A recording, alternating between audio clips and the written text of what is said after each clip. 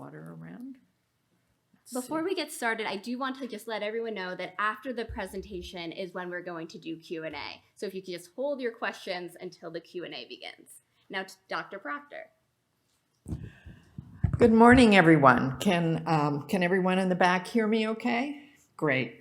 Well, I'm so happy to be here. I've long been an admirer of this particular event, and also was impressed from the start with the work in implementation science that the CTSA here at Madison has pioneered. So it's really a treat to be here. Thank you so much for the invitation. So as Jane said, and as I was asked to do, I'm going to talk about several things today. We're going to get grounded in implementation science. And for those of you who are newcomers, let me assure you that we're all still learning. This is a very fast-moving field. And if you feel like you can't catch up, join the party. I've been at it for a number of years and still learn new things every day. So no one is really a beginner because we're all still learning. I am going to focus today on implementation outcomes because that concept became clear to me as an important focal point for evaluating the difference that implementation science can make, and to know whether or not we're actually doing our job of helping move new discoveries into everyday use. We're going to talk and do some activities and hear from panelists about how implementation outcomes actually fits in your research. So I hope that by the end of the morning, you will have a clearer idea of which implementation outcomes make the most sense for your project wherever you are in the process of developing that process. As I said, I'm still learning, so I'm in the midst, hopefully, a few weeks away. It's one of those papers that has been hard to let loose of because as we delve into the data, we keep discovering or new things and having new insights. But we are involved in a project to look at the field over the past 10 years since the implementation outcomes framework was published. And I'll talk a little bit about what we're looking for and what we are learning. And then I will signal some of the topics that I think are important for us to continue to work on and that I look forward to your projects advancing so that I can learn from you. So a bit about implementation science. Jane set the stage perfectly for my first slide about that. We're really trying to accelerate and increase the use of discoveries from research, while decreasing the use of ineffective, wasteful, or interventions that do harm. And I think COVID has helped make implementation science relevant to all of us. Virologists and vaccine developers were heralded as rolling out and making a vaccine available faster than we could have imagined. Of course, it did so on the basis of 10, 20 years of translational science. So, these vaccines didn't come out of nowhere. They really built on translational research, and it's an interesting look at that process. And yet, we were slow. Our government was slow. Our health policies were slow. Public health leaders were slow. And so even though thousands of people were dying around the world, there was a lot of hesitancy. And you'll probably get tired of hearing me illustrate some points about implementation science with examples from COVID, but I think we all lived it. Of course, I see implementation science everywhere because I'm that kind of a geek, but I think the whole world began to see issues of adoption, acceptability, etc. Equally important is decreasing the use of interventions that harm. And antibiotic stewardship is a good example of that. We typically gave antibiotics to kids for ear infections, sore throats, even viral infections. And we've seen over the past 10 years a decrease in that use because they're harmful. They ill-equip our bodies to benefit from antibiotics when we need them for really serious illnesses. So I'm going to present a diagram that shows that for me helped clarify the moving parts in implementation science. So we're all familiar with basic effectiveness research when we test a quality improvement in a system or an empirically supported treatment and we see if it makes people better. Many of us come to implementation science from that particular background. So that's when Jane and others and I started with the CTSA program nationwide. This model was deeply ingrained and was really the usual. But we know that effective treatments aren't helpful unless they get put into practice. So it's implementation strategies that address the how that we get the what in place. And it became apparent to me that we needed to back up our evaluation and look at a couple of proximal or intermediate kinds of outcomes, such as implementation outcomes and service system outcomes. And that shaded area is really the part of the improving quality or getting good care into communities that we focus on in implementation science. Now, we can't do it without effective whats, and of course, we value the real-world clinical benefits, but we're focusing on the intermediate portion of that. There is an article by Jeff Curran that I think is extremely helpful. He calls it Implementation Science Made Too Simple. So for the beginners in the room, I highly recommend this article in Implementation Science Communication. He says that, some non-scientific language can help. We have the thing, which is what we want people to be benefiting from.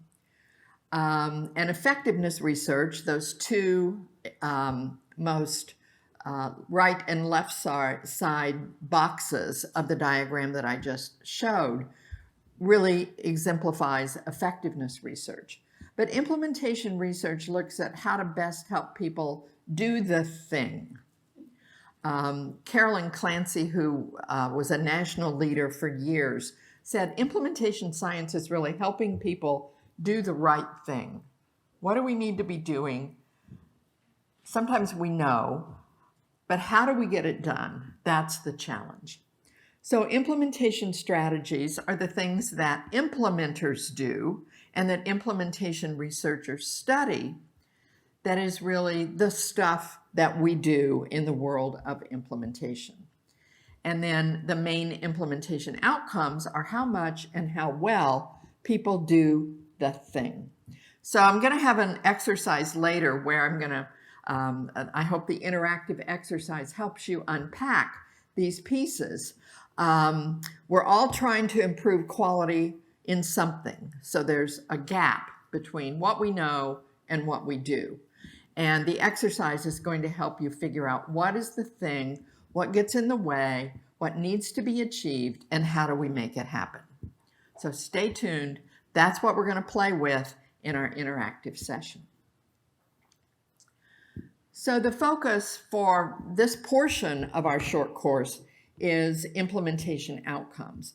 And actually, I was a couple of years into directing the D&I core at our CTSA, and my job was much as this group's job is to help people write grants to help understand how to get the thing done well.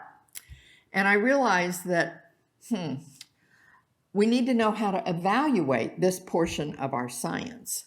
And frankly, I didn't know. A little secret to my work is most of my papers I write because I don't know the answer when I start out writing the paper.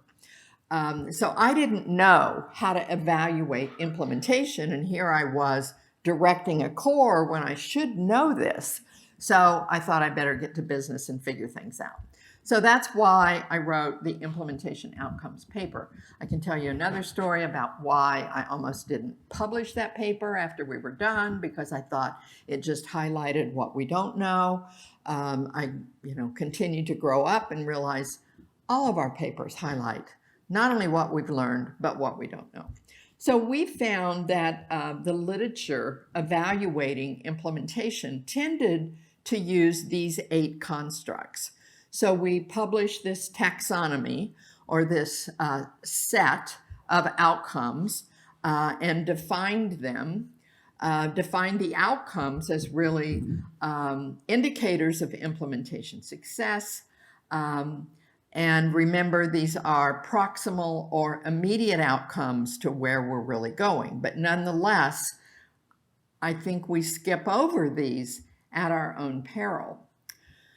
Now, why do we need to measure implementation outcomes apart from intervention outcomes, if that's really where we're going? Well, we have many examples of having an intervention that seems to not prove effective. And implementation outcomes help us unpack this process. We may have guidelines, we may have protocols, we may have new discoveries that even our providers are not aware of. We could have that kind of situation where they have the information, but it's poorly understood because some interventions are quite complex and difficult to deliver. We could have poor reach. We do have poor reach, and we're going to focus on equity tomorrow. So a lot of our interventions don't reach people who need them.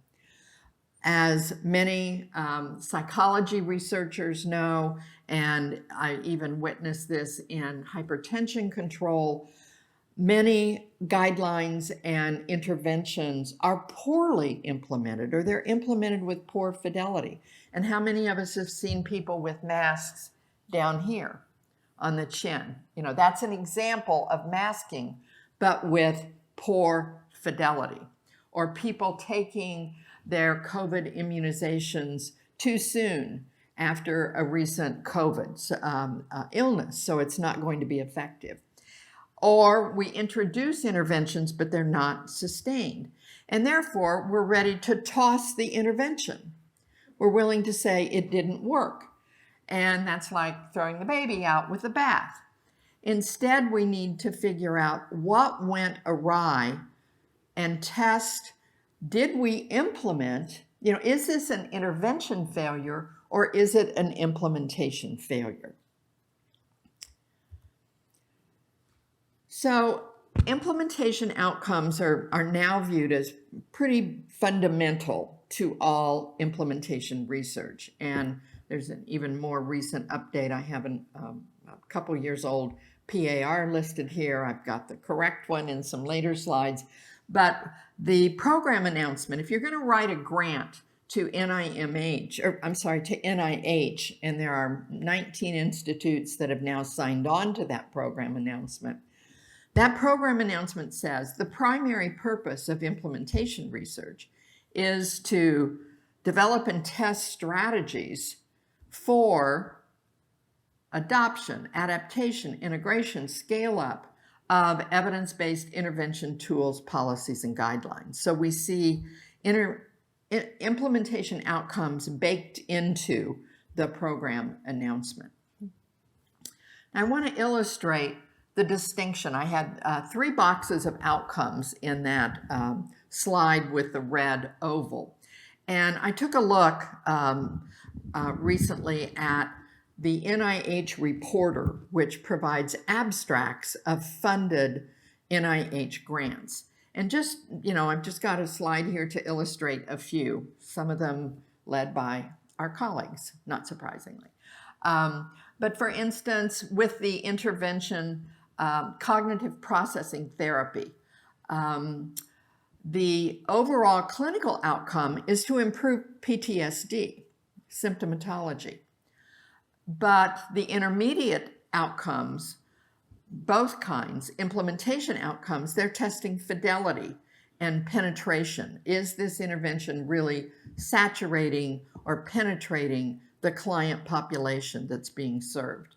And the service system outcome is their good capacity to deliver this intervention.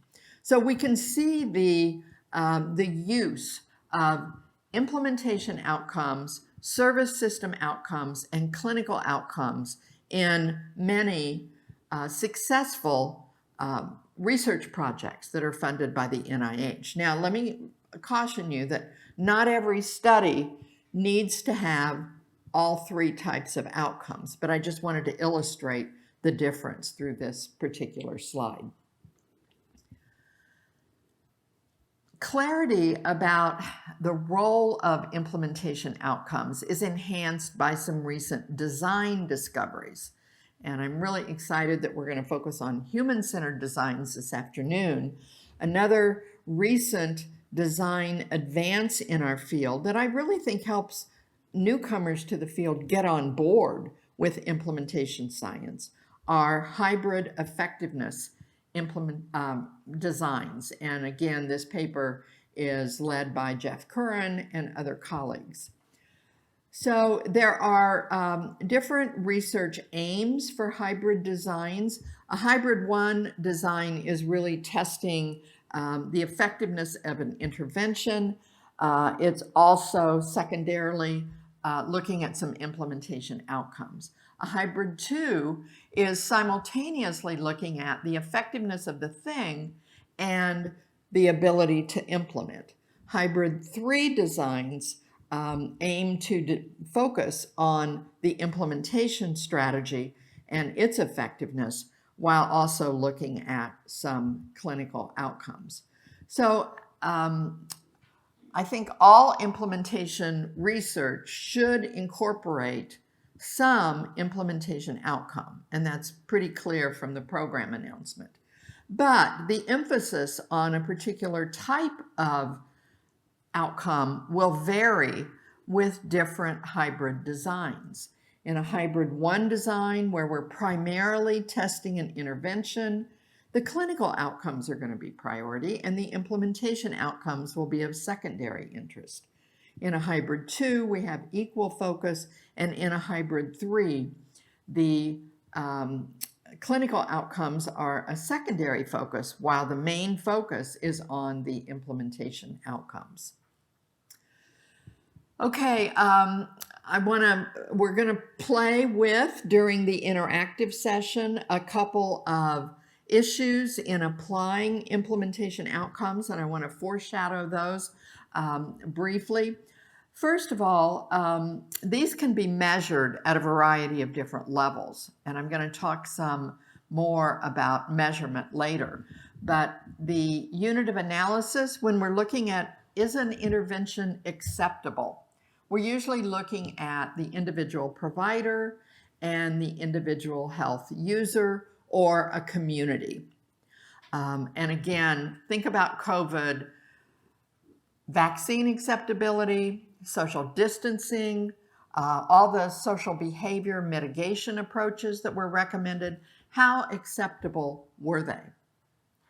How acceptable were they to providers? How acceptable were they to consumers? And how acceptable were they to communities? I can tell you that feasibility highly varied and contributed to a lot of our differential reach with social distancing, for instance.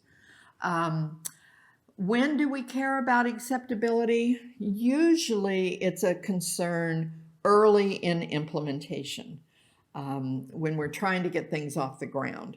But we need to monitor it on an ongoing basis. And again, I think masking and vaccines are, at least to my vaccine colleagues, an example of a surprising drop in acceptability, even when their effectiveness was demonstrated. Adoption, also, that's usually a concern when we're trying to get a project off the ground, trying to get things implemented, and that's usually of concern to organizations. Many organizations kind of adopt an approach. We see agencies, we see clinics either favoring or intentionally prioritizing certain approaches. I work in the mental health field, and I hear many executive directors say, we want to be known for delivering high quality XYZ. That's our niche, and we train our providers very well to do that. So the adoption is not only an individual provider. Similarly with hospitals, we see hospitals adopting protocols and guidelines and claiming that as a reflection of their commitment to quality. So adoption is both an individual and an organizational issue. So I could go on. We're going to work through this in some of the interactive sessions, and I'm going to challenge you to think, to whom does this implementation outcome matter? And when might it matter in my project?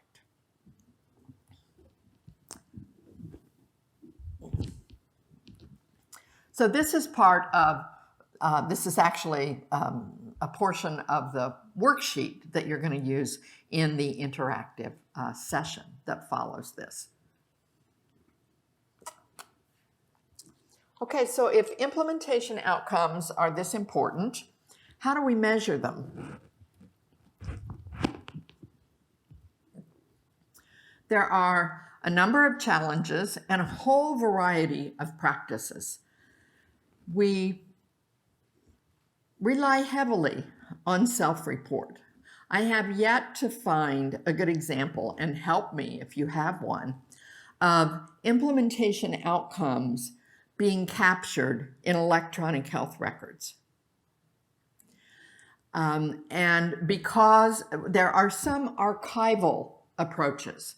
For instance, I've had students in dissertations and RO3 reports look at board meeting and agency profile reports for an indication of like board decisions that we're going to adopt this, or in quality improvement reports, reporting fidelity rates.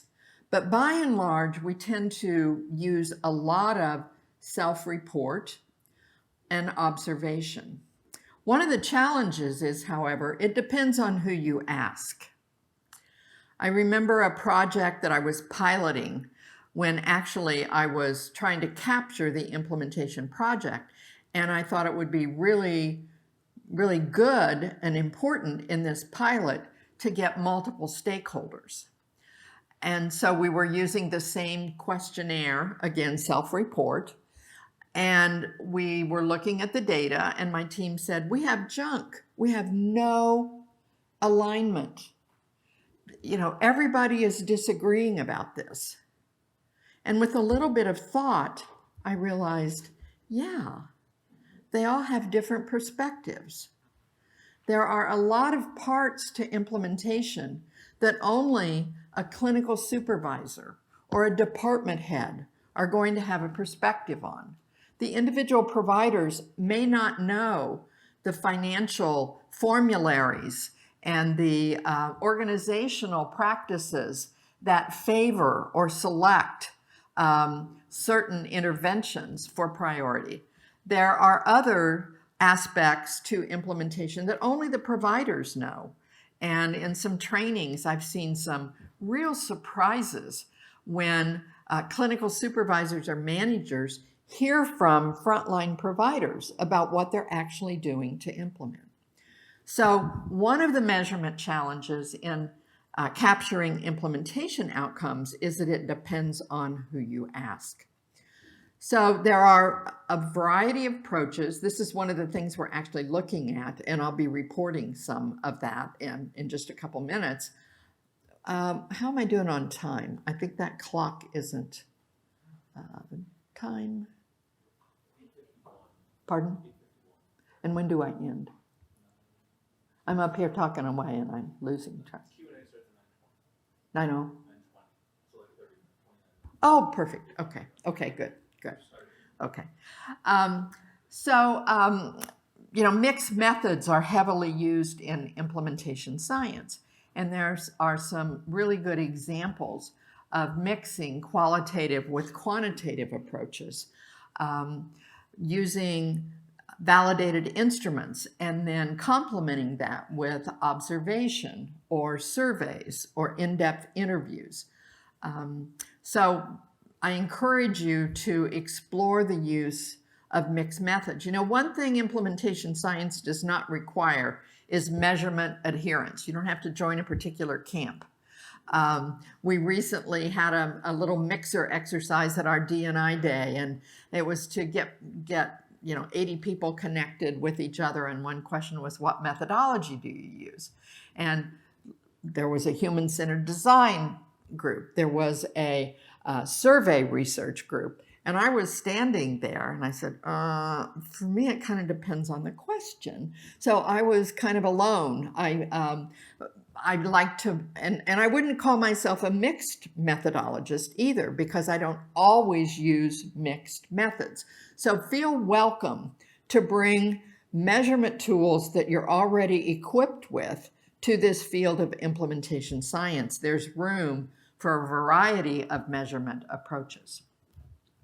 I want to highlight a few measurement resources for D&I research, highlighting the work of many colleagues in this field. These are just some of the good articles, including one that looked at measures of health policy implementation. And then, of course, CIRC, is it still Seattle or now it's Society? I need a new. Yeah, Society for Implementation Research Collaborative. It was born in Seattle, and that was part of the, I need to go back and take a picture. You're taking a picture of how outdated my slides are, Aaron.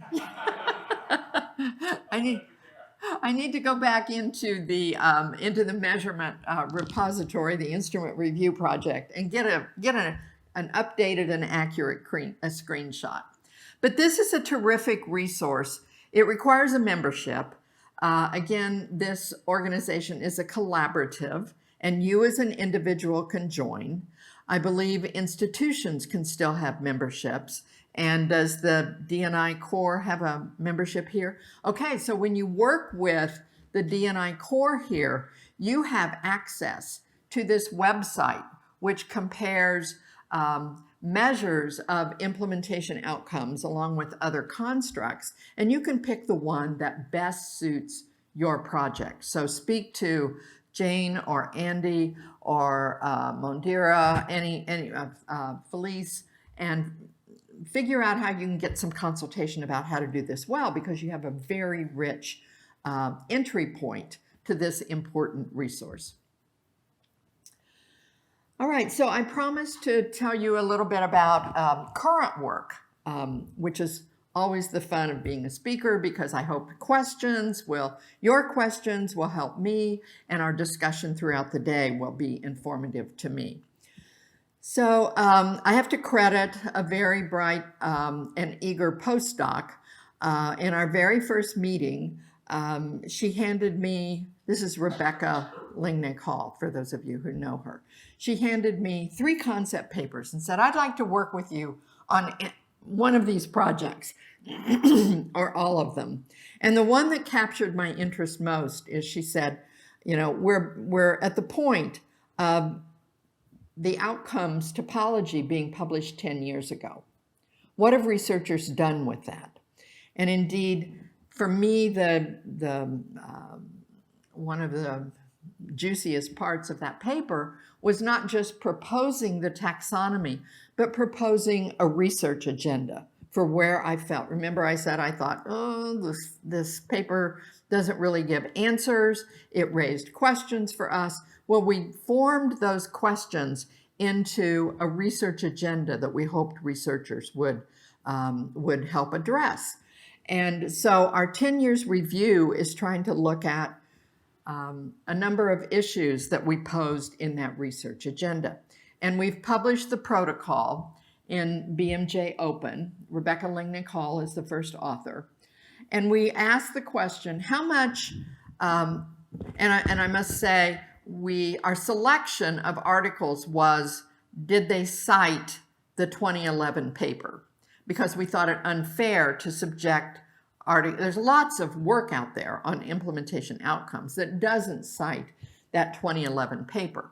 But we felt we could only fairly ask these questions of papers that had cited the 2011 taxonomy. So how much has each of these outcomes been studied? What designs and methods? What contexts have they been addressed? So that was kind of the conceptualization, the language, and the measurement part of our 2011 agenda. Also, in what role were these outcomes studied? Were they studied as dependent variables? In other words, are we learning how to achieve these outcomes? What interrelationships among implementation outcomes have been studied? And what relationship between implementation outcomes and service system and client level outcomes have been addressed? And I see in my own work huge interaction among the implementation outcomes themselves.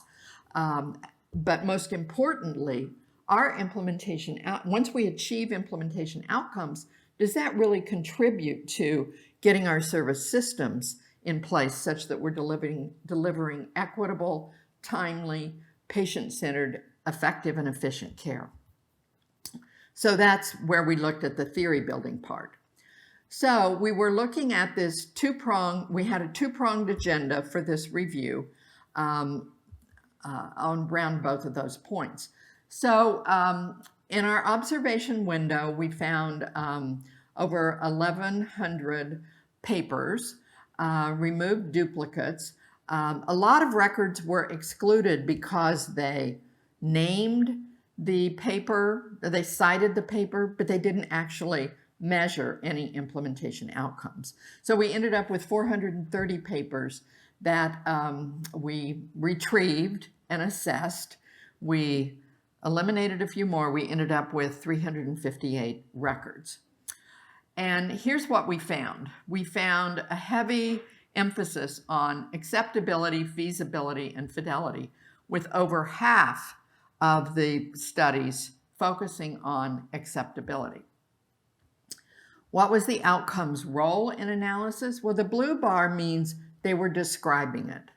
They measured it and they reported percentages.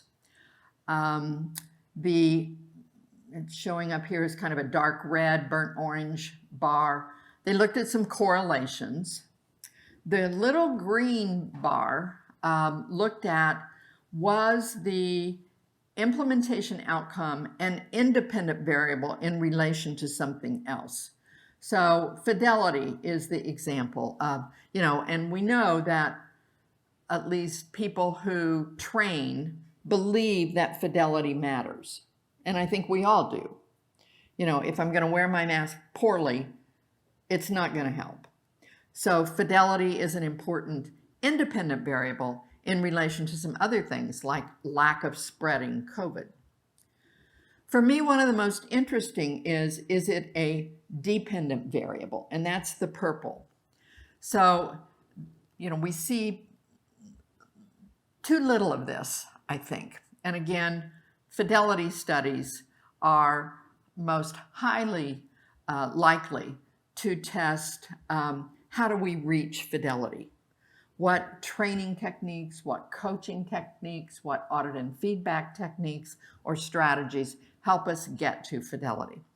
So we see a predominance of descriptive work around implementation outcomes. Well, as we were coding these 350 articles, we encountered a lot of frustration. We encountered frustration and lack of clarity in reporting. And we ask ourselves, what is holding up our coding? What are we having to have a lot of meetings about? And what could people do better in future studies? What is fixable? And what can we do to build capacity around reporting of implementation outcomes? So we published another article reflecting our recommendations for implementation outcomes research. Use consistent terms, clarify the role in analysis, tell what the referent is, whose behavior, the data source and measurement, the timing and frequency, and unit of analysis versus unit of observation. We found a lot of inconsistencies here. So lots of work to be done here, and the current takeaway from our work on 10 years of implementation outcomes research, soon to be available to you, I hope, is that, again, implementation outcomes need to be measured distinct from other outcomes. This is my first work trip, and therefore my first presentation, and my voice, isn't used to this, so I'm mainlining water here. We certainly need research to test what strategies help us attain the implementation outcomes that are important. And similarly, does implementation success matter? And if so, how? How does it get to where we're going? So we're finding lots of descriptive, lots of mixed methods, and we found that these 350 studies reflected a wide range of settings. We found very little testing of relationships and focus on service delivery and client system outcomes. So additional products in this paper, we will be revising and challenging the field with some other recommendations for research over the next 10 years that we hope will highlight theory building work, which is what these interrelationships help us, looking at interrelationships help us with, greater testing of how implementation outcomes can advance equity. And we're going to focus on that tomorrow. And you're going to, I think, take home this evening a worksheet that we're going to dwell on tomorrow just to get your thinking going.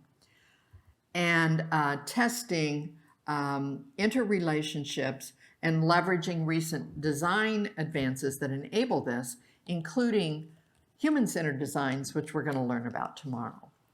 So that wraps up my comments this morning. I think we have time for Q&A. We'll be together all day today, hopefully for many of, or most of you, also tomorrow, when we will continue our focus on where is equity in the implementation outcomes framework, and how quickly can or should we expect to attain implementation outcomes. So thanks very much for your attention this morning, and I'll turn it over to Felice to help us manage time and address some questions.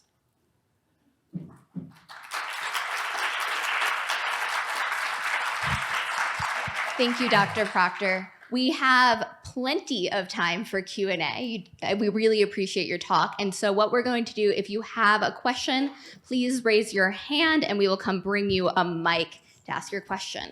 Thank you. And please, I know that many of you are beginners.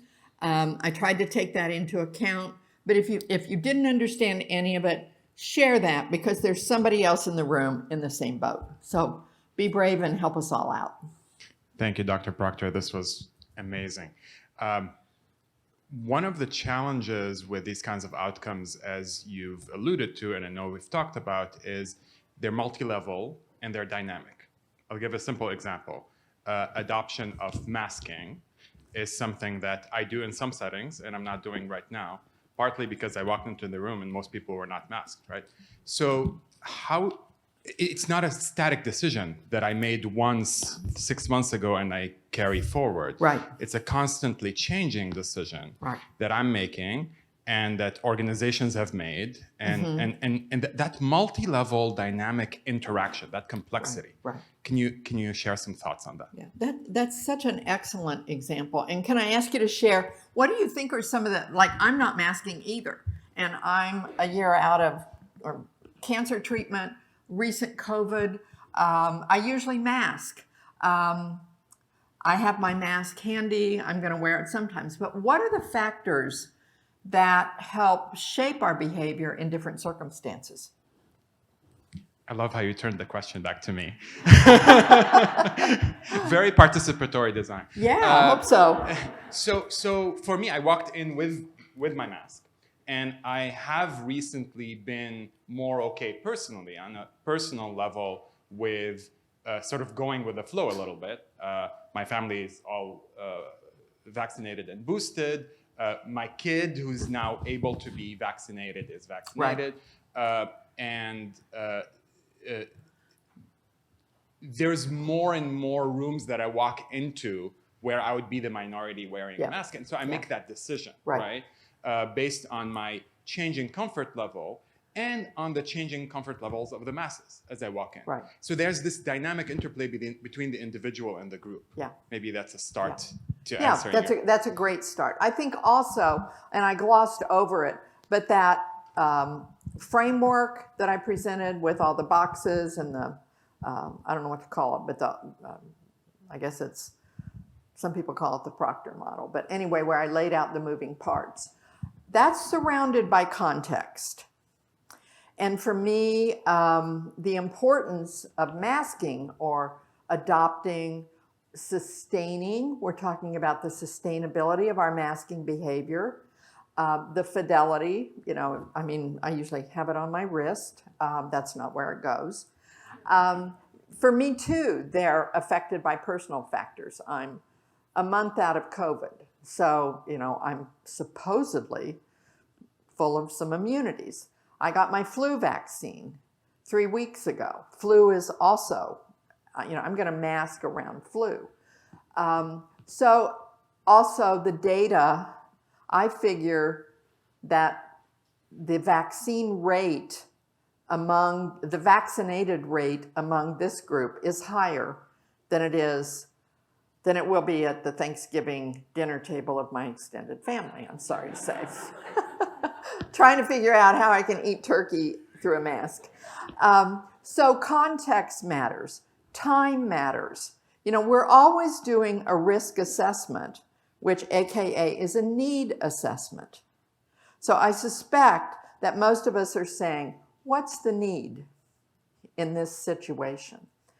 You're absolutely right about changing time, changing circumstances.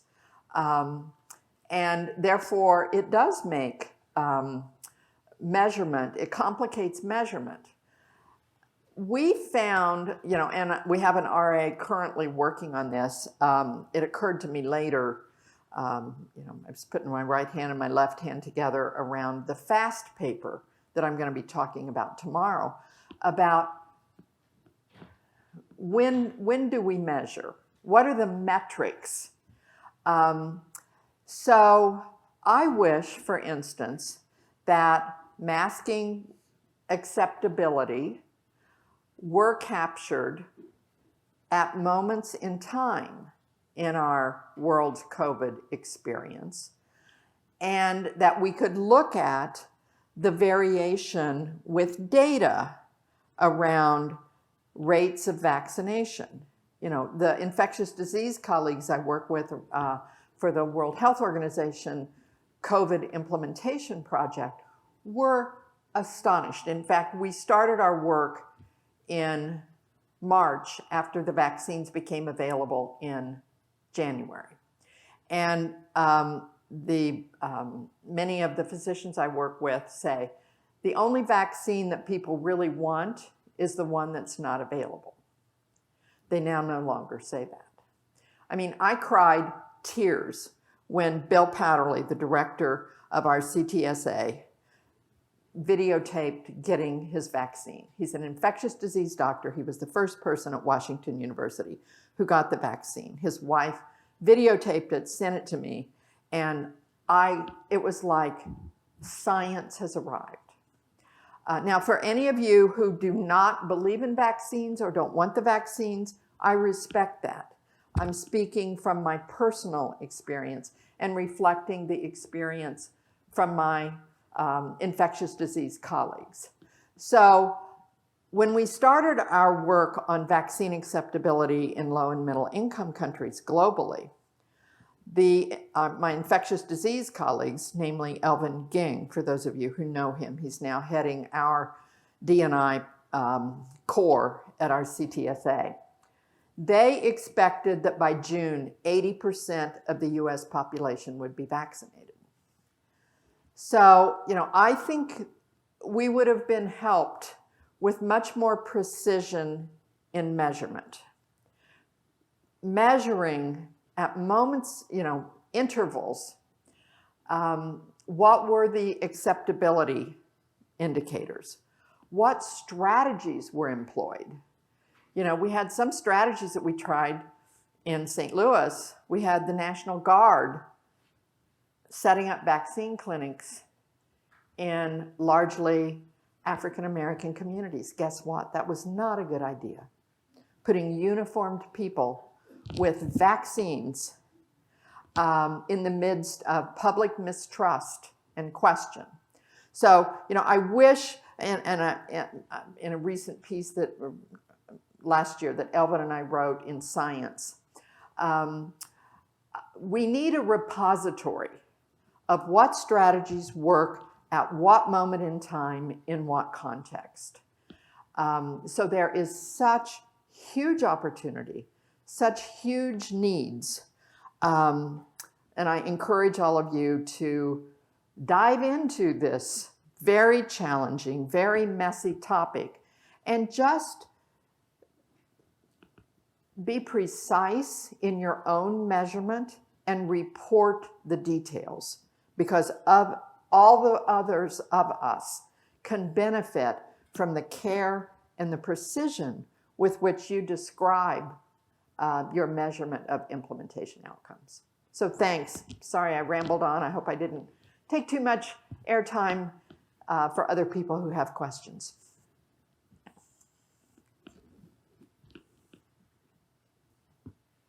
The mic is working as I walk, right? Okay, thank you.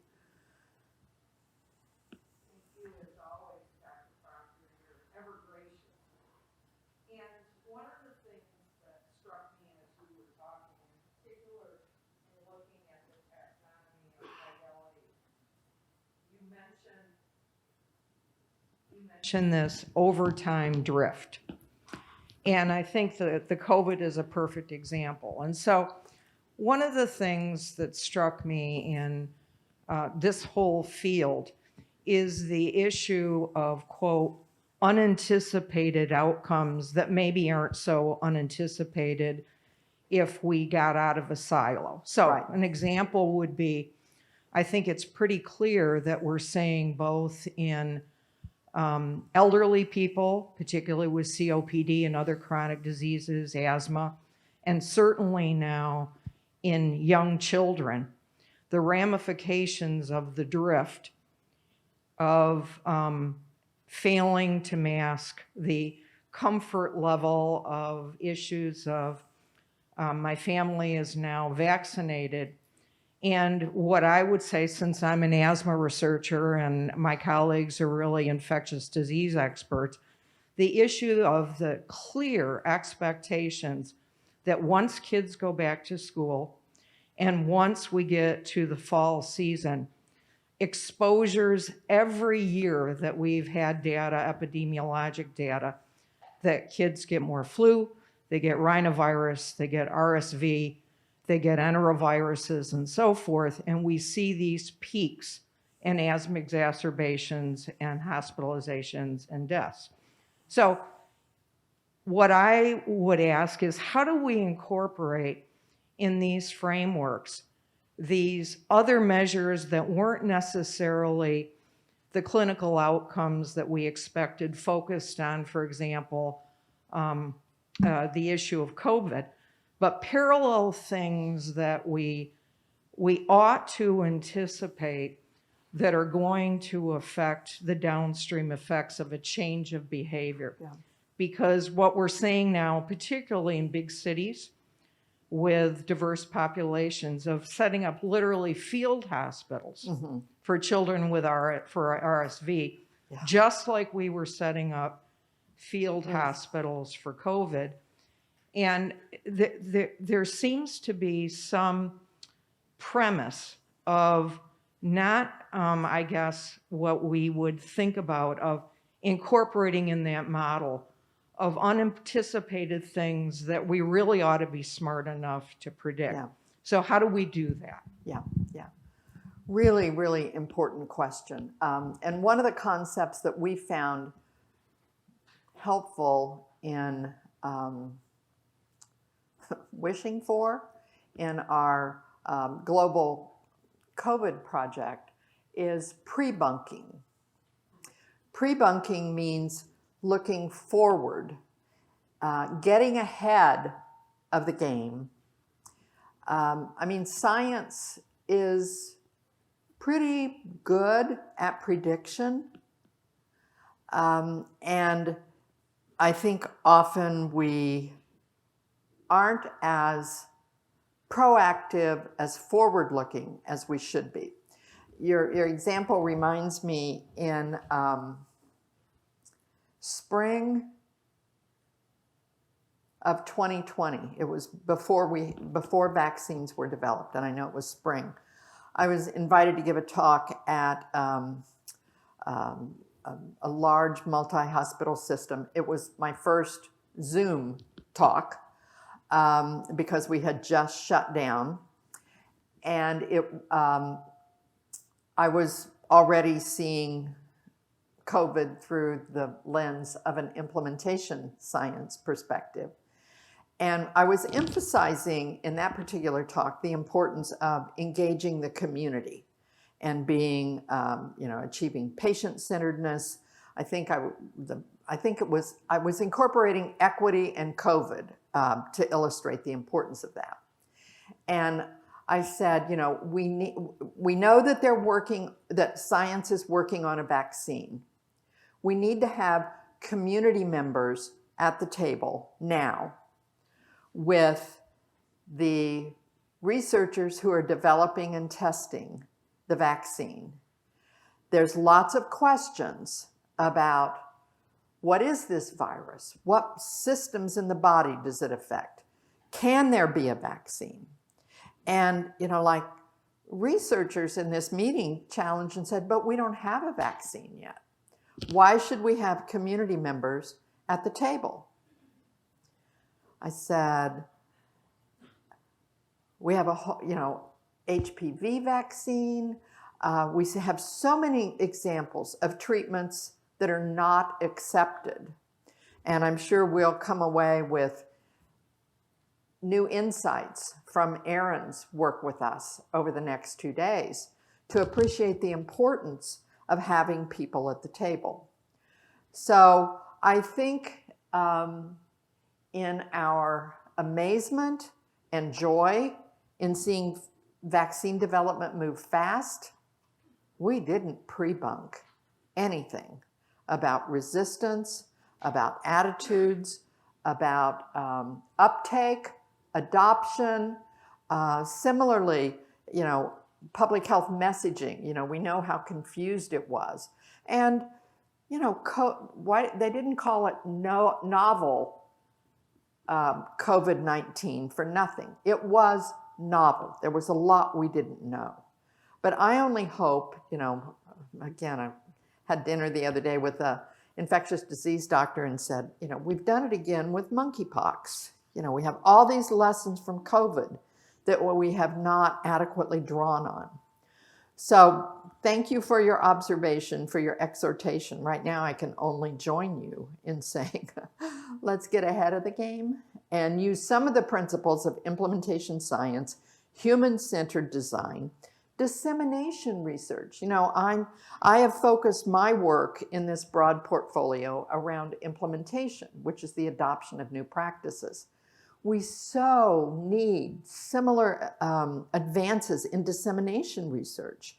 We're in an era where science is questioned, resisted, opposed. What messaging tools, strategies, what dissemination strategies can we develop and test to help us convey and have higher acceptance of scientific information? So if any of you want to focus on dissemination research, I'm not the person who can help you, but I'm sure Jane and Andy and Felice can.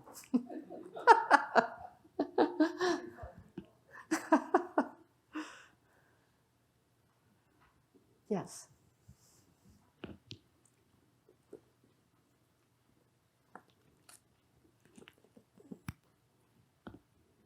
you so much for your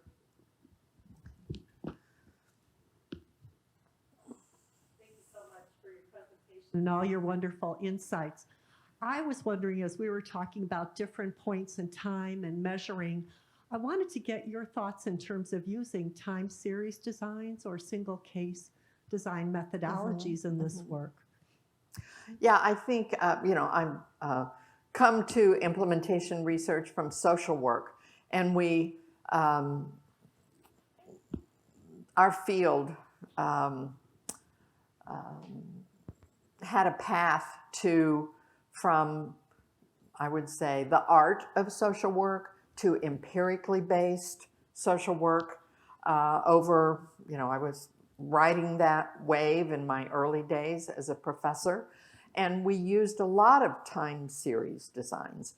And some of the same principles are now reflected in stepped wedge design, where we look at what's happening now, and also most designs, adaptive designs, where again, precision of measurement at time points informs the next step of implementation with a different group, or tweaking the intervention, or tweaking the implementation strategy. So I don't know if the Launchpad does have resources on a design repertoire.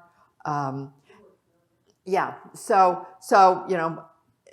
it's essential. What you're asking is essential, whether it is a single in of one design over time, or group time varied designs. But I do think that's really, really critical to address some of these issues around the dynamism. All three of the questions have focused on changing, all four of the questions, changing context, changing responsiveness. If we're, how nimble can we be? And we have to be nimble in implementation. We have to adapt our strategies based on having our finger on the pulse of what's happening. And this is particularly important with acute disparities, with acute health conditions. I'll pre-shadow something tomorrow.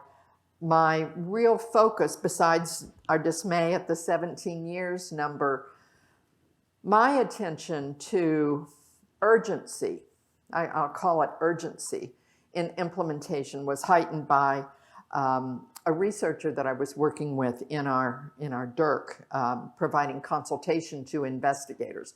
I was working with a physician who was, his work was in a sub-Saharan African country, which, typical of many health systems there, do not have pharmaceutical supplies in the hospital.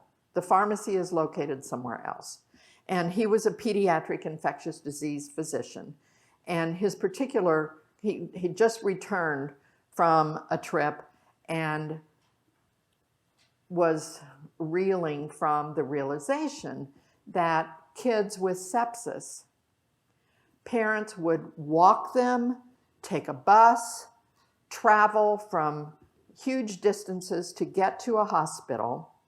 A diagnosis would be made, a determination of an antibiotic decided. And then someone, a family member, had to travel to a pharmacy and bring the drug back. And, he shared with me how many dead children were on the floor because they couldn't respond in the moment. And he said, is this an implementation project? How would I frame this? And I said, well, we're really upset about the 17 years. I'm sure the program announcement says timeliness, speed of implementation matters. I read it, didn't find that. Called David Chambers and said, David, got this investigator, and he wants to frame his proposal around the urgency of delivering an intervention. And we're trying to find where that would fit in the program announcement. David said, oh, I'm sure it does.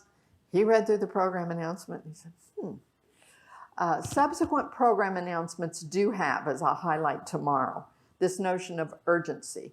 And to do so, we have to measure at repeated time points how quickly, and I'm going to talk more about this tomorrow. I don't want to use our time today for that, but thank you. And I think it'd really be interesting to think of time series incorporated in human-centered designs in a variety of our designs. And it's there. I think we just need to highlight it. Hi. Can you hear me? Is I the mic can. on? Okay. I hope, can you hear her down there? More important that they hear Okay, you. perfect. Thank you. My question is is taking a step back. I was thinking about this issue of context, and Edmund and I are working on a study right now where our primary research question is comparing two different implementation strategies.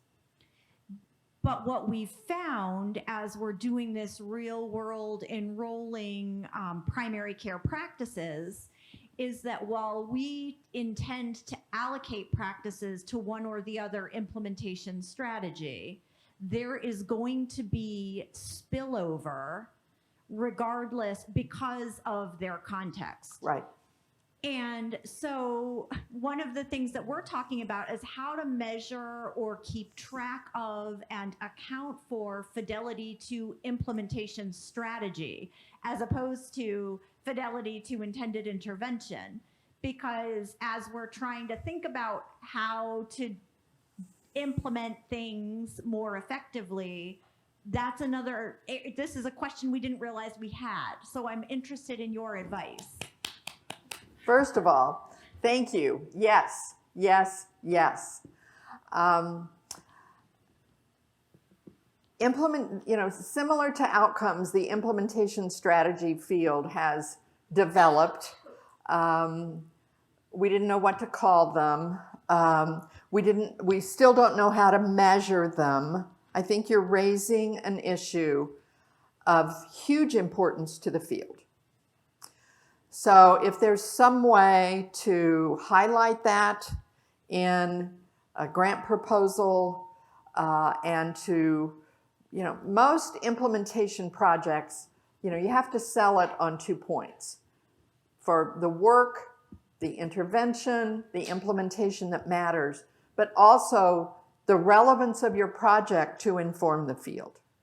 And there is a huge need for attention to fidelity to strategies. We need to think of our research on strategies much like we have our research on interventions. I think we need manuals, we need training, we need fidelity measures, and we need to know how to construct designs that can deal with the messiness of cross-contamination, and it has huge influence on the unit of assignment, the exposures that we're comparing in a test. And it's very hard, you really need almost separate systems in order to deal with this crossover exposure. And it boosts the resources needed, the scale of a project.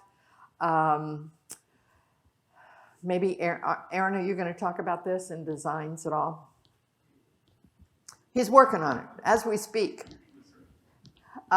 So right now I can just say yes, yes, yes. It's an important issue.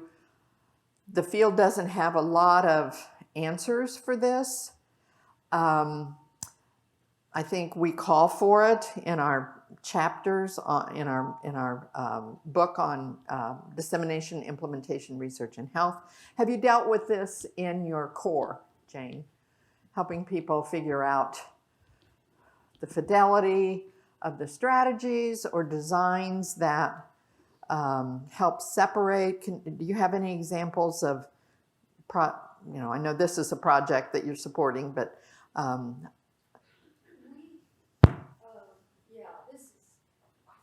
so important. And yeah, I know if our work was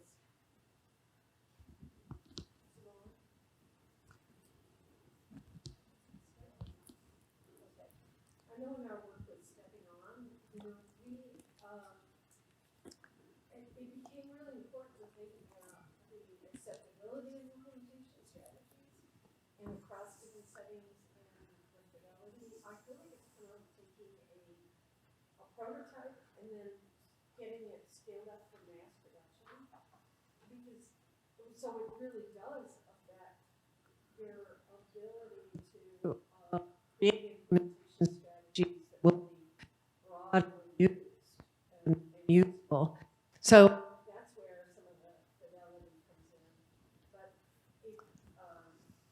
yeah, I don't think we have anything in our core specifically right now to address that.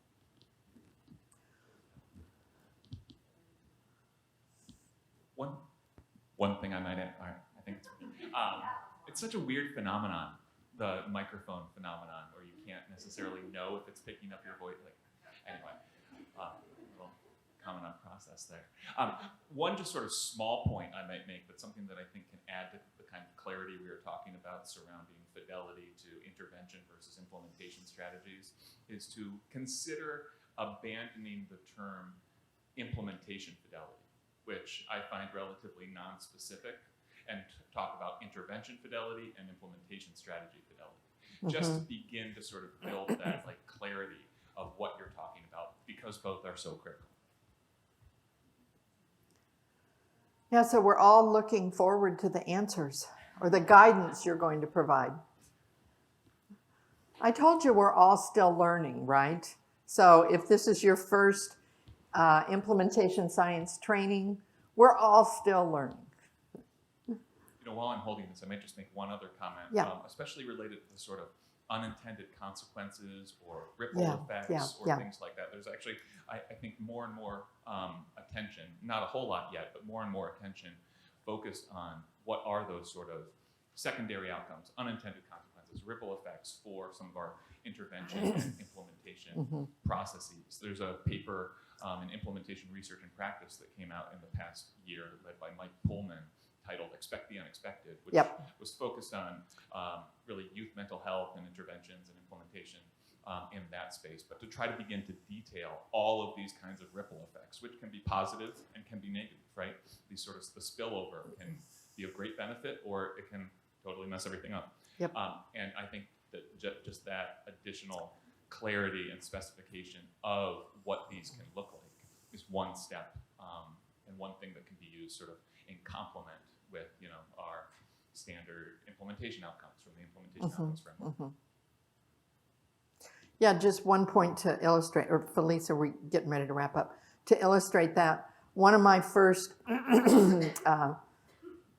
many surprises in when we first established our D&I core in our CTSA, and the department chair of in the hospital told me when he met me, he said, "Oh, implementation, that's so important. We're implementing a new guideline for X, Y, and Z Monday morning." And I said, "Tell me about that. You know, that's really interesting to me. How are you approaching that?" And he was puzzled, and he said, "I'm sending a a memo Monday morning saying we're going to do it. And I've had, many physicians whom I love as a group say to me, there's nothing to study. We tell them to do it and they do it. Talk about unintended consequences. I wanted to go to him a week from Monday after he sent his memo and say, how's that working for you? We have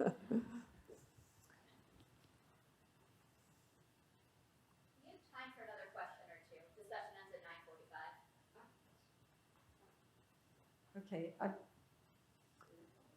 Is this working now? It is. Okay. I think that my question has to do with how do you frame implementation outcomes in the setting of a research study where maybe you're talking about it's not where your intervention that you're implementing is not done most pragmatically. So you're trying to, so maybe a hybrid type 1. Can you even measure sort of in a quantitative way implementation outcomes because they're so affected by the way in which you're implementing it? Right. Yeah, as I'm hearing the question, it's particularly in a kind of study or a study that is constructed as a hybrid 1. And remember, the purpose of a hybrid 1 is to gather information about the effectiveness of the intervention. No, I don't think you can rigorously measure implementation outcomes because you're not implementing it yet. I do think it's important to capture all that you can around the context, the setting, the providers. So that is a rich opportunity to gather contextual data. Where you might learn, for instance, in a project that we did, and it's reported in a paper on blood conservation at Children's Hospital in St. Louis, I didn't know that babies get anemic, like 80% of infants become anemic in the intensive care setting because of frequent blood draws to monitor. I'm sure pediatricians know this, but there's frequent blood draw, and we make babies sick. And so the investigative team was working to introduce blood conservation approaches to testing. Wholly new idea for me. And they were testing, could they get enough sample with singular draws, using a draw for multiple things. The fluidity of the child's condition meant that testing needed to be repeated. But they, were testing using smaller vials, all sorts of things. But in the hybrid 1 study, we captured who were the players. And I remember a walkthrough with an organizational psychologist who, at the end of our walkthrough of this intensive care setting, said, there are 12 hospital systems involved in this. There's the lab. And the lab would often say, we didn't get enough blood, or we dropped a vial, so we need another one. There were the standing orders. There were, anyway, he wasn't observable to me, but he identified 12 different parts of the hospital who were centrally involved in this context. We also observed how do the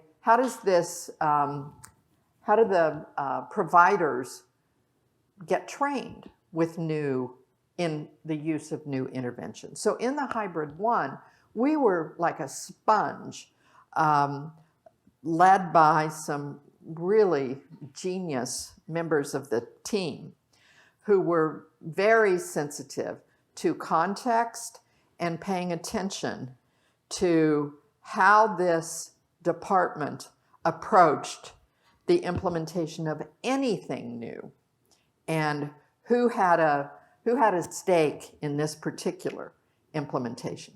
That helped shape implement the development of the implementation strategies, which fed into the hybrid 2 and the hybrid 3 phases of this research. So yes, I don't think it's purposeful. It doesn't meet the purpose in a hybrid 1 or a test of an intervention. And remember, my slide said all implementation studies should employ implementation outcomes. I wish that we got more contextual information from studies of interventions, like what's the refusal rate of an intervention? That's really important to know in shaping a strategy. So there's a lot from intervention testing itself, if we expand our view to capture context, that can facilitate the development of strategies that will enhance the acceptability, the feasibility, the sustainability of the intervention once it is implemented. I think we're called time. So what's next, Felice?